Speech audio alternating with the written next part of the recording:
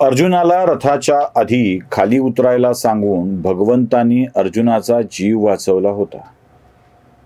भगवंताच्या उतरल्याबरोबर अर्जुनाचा रथ राख रांगोळी झाला आणि तेव्हा अर्जुनाला कळलं की आपल्या पराक्रमापेक्षाही, आपल्या सर्वश्रेष्ठ योद्धा असल्यापेक्षाही जर मोठी कुठली ताकद काम करत असेल तर ती भगवंताची होती. खरं तर पांडवांच्या मध्ये सर्वश्रेष्ठ योद्धा कोण याच्या विषयीची चर्चा चालू होती. कारण विजय मिळवला होता ना, म्हणजे सगळ्यांना संपवून पांडव आता कौरवांच्या शिबिरामध्ये आलेले होते आणि तिथे आनंद होता, सगळा हल्लगल्लोळ चालू होता, विजय मिळाल्याचा आनंद होता. आणि मग भीम श्रेष्ठ गदाधर, अर्जुन श्रेष्ठ धनुर्धर, अजून कोण श्रेष्ठ राजा, या संबंधीची सगळी चर्चा चालू असताना हे युद्ध माझ्यामुळे झालं हे भगवंतानी अर्जुनाला सांगून दिलं आणि पुन्हा पांडवांच्या मध्ये चर्चा रंगली. मग सर्वश्रेष्ठ योद्धा कोण?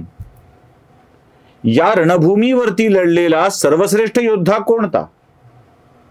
अर्जुन नाही, कारण भगवंत मागे उभे होते. भीम नाही, मग कोण असेल? कर्ण होता का? दुर्योधन होता का?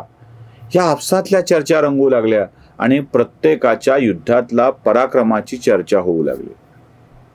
आता चर्चा होते आहे आणि खूप लोक मिळून बोलतायत, तेव्हा एकमत होणं शक्य आहे का आपल्याकडं? कोणी कोणता तर कोणी कोणता. कोणाला कर्ण श्रेष्ठ वाटतोय, कोणाला दुर्योधन, कोणाला अर्जुन, कोणाला भीम, कोणाला युधिष्ठिर. प्रत्येक जण आपापल्या परीनं सांगतोय. तेव्हा यावरचा तोडगा भगवंतांनी काढला. बघा, आजही असंच होतं बरं का. कोण चांगला? उत्तरेतला चांगला की महाराष्ट्रातला चांगला? तो बघा कसा वागला, हा असा कसा वागत नाही, याच्या चर्चा आपण करून सर्वश्रेष्ठ योद्धा कोण यावर चर्चा करत असतो. असो, म्हणजे योगी की त्यागी की भोगी यावरच्या आपल्या अनेक चर्चा रंगत असतात. पण उत्तर भगवंतांनी द्यायचं ठरवलं होतं. भगवंत म्हणाले, या युद्धात मी तर अर्जुनाच्या सोबत होतो, पण अगदी तटस्थपणे युद्ध बघितलेला एक चेहरा आहे. होय, चेहरा. आणि तो चेहराच सर्वश्रेष्ठ योद्धा कोण, हे युद्ध कोण लढलं याबाबतची माहिती देऊ शकेल. ते म्हणाले, कोण? मग कृष्णाने अर्जुनाला सांगितलं, अर्जुना, आठवतंय हे युद्ध सुरू होण्याच्या आधी एका वीराला आपण भेटलो होतो. नातू तुझा तो घटोत्कचाचा मुलगा बर्बरीक. आणि या बर्बरिकाकडं 3 बाण होते. या 3 बाणाच्या आधारावर तो युद्धाचा निकाल लावायच्या क्षमतेचा होता. अर्जुन म्हणाला, हो. त्या बर्बरिकानं निर्णय घेतला होता की ज्याची बाजू कमकुवत होईल त्याच्या बाजूने मी लढेल कौरव पांडवांच्या युद्धामध्ये. म्हणजे पहिल्यांदा बाजू पांडवांची कमकुवत आहे म्हणून पांडवांच्या बाजूने लढेल, तो बाण मारेल, कौरव क्षीण होतील, मग कौरवांच्या बाजूने राहील, मग पांडवांच्या वरती तो वार करेल, मग पांडव क्षीण होतील. असं तर वाट लागायचीच वेळ होती. मग भगवंतानी या बर्बरिकासोबत एक गडबड केली. त्यांनी एका झाडाचं पान तोडलं आणि आपल्या पायाखाली ठेवलं आणि त्याला सांगितलं, तुझ्या बाणांची कमाल करून मला या झाडाची पानं काढून दाखव. दाखवली कमाल आणि तो बाण भगवंताच्या पायाभोवती घुटमळू लागला, कारण पायाखाली ते पान होतं एक ठेवलेलं. या सगळ्या चर्चेनंतर बर्बरिकाला भगवंतांनी सांगितलं की तू या युद्धात सहभागी न झालेलं बरं राहील आणि तू मला, म्हणजे बर्बरिकानेच भगवंताला विचारलं, देवा तुम्हाला मी काय अर्पण करू? तेव्हा बर्बरिकाला सांगितलं की तुझं मस्तक मला अर्पण कर. आणि ते मस्तक बर्बरिकाचं अर्पण करत असताना बर्बरिक म्हणाला की देवा, पण माझी एक इच्छा अशी आहे, मी दिलेला शब्द कधी मोडत नाही, मी देतो तुम्हाला माझं मस्तक, पण माझी एक इच्छा अधुरी राहील, ते म्हणजे हे महाभारताचं युद्ध बघण्याची. देव म्हणाले, ठीक आहे, मी तुझ्या मस्तकात प्राण भरेन आणि ते मस्तक सगळं युद्ध बघत राहील. बर्बरिकाने शब्द पाळला, आपलं मस्तक कापून दिलं. खरं तर या युद्धाचा विचित्र परिस्थिती होणं ते वाचवणं होतं, त्याविषयी आपण सविस्तर कधी बोलूया. असं मस्तक कापून घ्यावं का वगैरे असले पुरोगामी प्रश्न येतात, पण त्यावर सविस्तर कधीतरी बोले. पण त्या मस्तकामध्ये प्राण भरून त्या मस्तकाला सांगितलं बर्बरिकाच्या की तू बघत राहू शकशील या युद्धाला, आणि बर्बरिक या सगळ्या युद्धभूमीवर त्याचं चेहरा घेऊन तो फिरत होता. अर्जुना, त्या बर्बरिकाला माहित आहे खरा पराक्रम कोणाचा, त्यानं युद्ध सर्वार्थाने बघितलेलं आहे.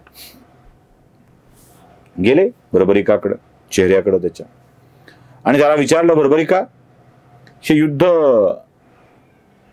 झालं, तू पाहिलंय? तो म्हणाला, हो मी पाहिलंय. या युद्धामध्ये खरा पराक्रम कोणाचा होता रे? भीमाचा, अर्जुनाचा, युधिष्ठिराचा, दुर्योधनाचा, कर्णाचा, भीष्माचा, द्रोणांचा, अजून कोणाचा पराक्रम होता का? यातला सर्वश्रेष्ठ योद्धा कोणाला म्हणावं? बर्बरिक हसला, म्हणाला, मी युद्धभूमीवरती इतक्या वेळेला फिरलोय, इतक्या वेळेला हे युद्ध बघितलंय की मला या युद्धात कोणी मर्त्य मानव लढतोय असं वाटलंच नाही. तुम्हाला म्हणजे मी या युद्धभूमीवर एकच गोष्ट बघितली, ते म्हणजे भगवंताचं सुदर्शन चक्र फिरतंय, हेच मला कळत होतं, हेच मला दिसत होतं.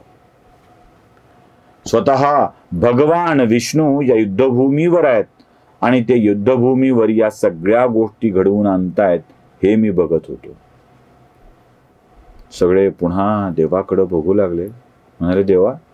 मग देवानं मंद स्मित केलं, हे मी तर घडवून आणतो.